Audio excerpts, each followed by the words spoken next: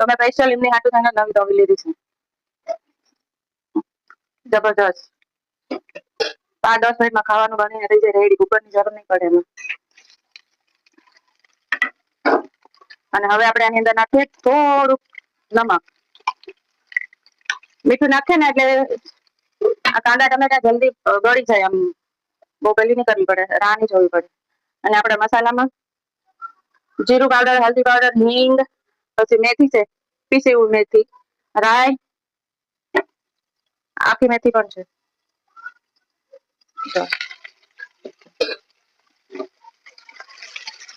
થોડી વાર, અને મને નોકરી પર જવાનું પણ મોડું થાય છે, તો આ લાલ મરચી 3 ચમચી, થોડી હિંગ, હળદર, જીરું, ગરમ મસાલો આપણે ઉપરથી નાખીશું, અને ઉપર થોડુંક, અને હવે નાખીએ થોડુંક પાણી.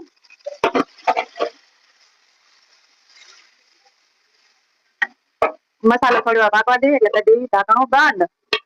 5 મિનિટ આમના પકાવવા દઈએ. પાછો ખાલી વિડીયો બનાવવા હાટુ મેં કેટલો ખર્ચો કર્યો. માઇક લીધું, પછી સ્ટેન્ડ લીધા 2, એમાં એક તૂટી ગયું. એક 700-750 રૂપિયા લીધું હતું, વરસ ચાલ્યું અને તૂટી ગયું. અને કોલાવર પછી મારો 700, 5 વર્ષ થઈ ગયા, હજી તક નહીં પહોંચ્યા. મહેનત કરો, 5 વર્ષમાં કરી છે એક આ વિડીયો બનાવવા આવી તો નોકરી જવાનું મોડું થઈ જાય, ટિફિન લંચ ભૂલાઈ જાય ઘરે, ફટાફટ ઉતાવળ કરીને બનાવીએ. અને 2 કલાક 3 કલાક વહેલું રાખવું પડે, તારા ટૂંક થાય પછી એડિટિંગ કરીએ, કલાકો એમાં કાઢીએ. બતા મને બતા કાલે हमारा ऋतिक નો બર્થડे છે, તો ઋતુઆ લાવી છે ને હાટુ ગિફ્ટ ऋतिक છે હાટુ. આ ગિફ્ટ લેવા હાટુ સ્કૂલે નહીં ગઈ, તો આવું છે ભાઈ.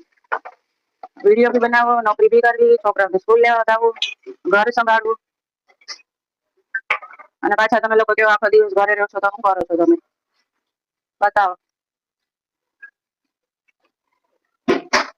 આમાં મેં છે ને આખું લીલું લસણ અને આખું મિક્સ કરીને નાખ્યું છે. મેં અંદર પેલા મસાલામાં લીલું લસણ કાંઈ નથી કર્યું, જેમ કે જો સબ્જી જો આવી રીતે લીલા લસણ અને આખે જ નાખ્યું. શાક બનીને થઈ ગયું રેડી. 10 મિનિટ મેં આમ પકવા દીધું એને તેલમાં, અને તો આવી રીતે બનીને થઈ ગયું છે રેડી. હવે મેં આ સૂપ તો કરી લીધું, પણ મેં આને કાલે સવારમાં જેમ કતારમાં જાઉં નોકરી પર, તો મેં આવી સાંજે